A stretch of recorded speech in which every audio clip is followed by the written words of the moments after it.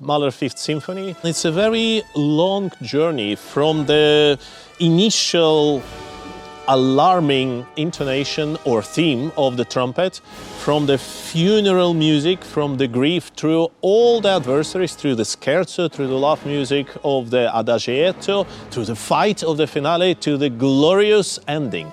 At the end, he almost planned his future life, the family life, and you see and hear so much positiveness in the last movement, and it goes with so much energy to the end.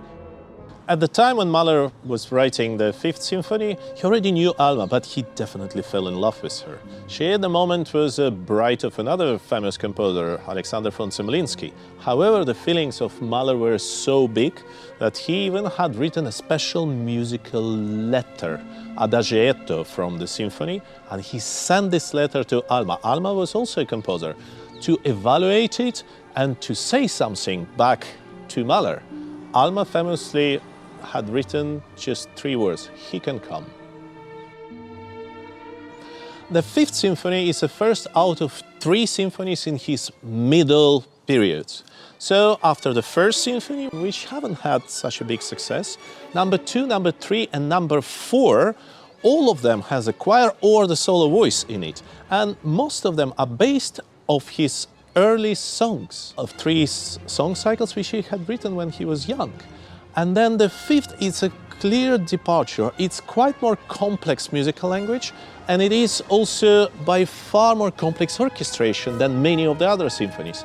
And it also has this element of purely orchestral progression, almost as he felt that without the words he can say more than with the words.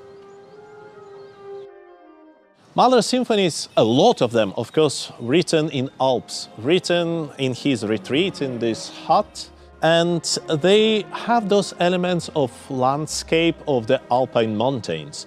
But, of course, they have a lot of human society in it. Mahler was working very hard as a music director of Vienna Staatsoper and then later in New York and the other places. So in the summer, he was trying to refresh himself from such a long season, from such an active interaction with so many people.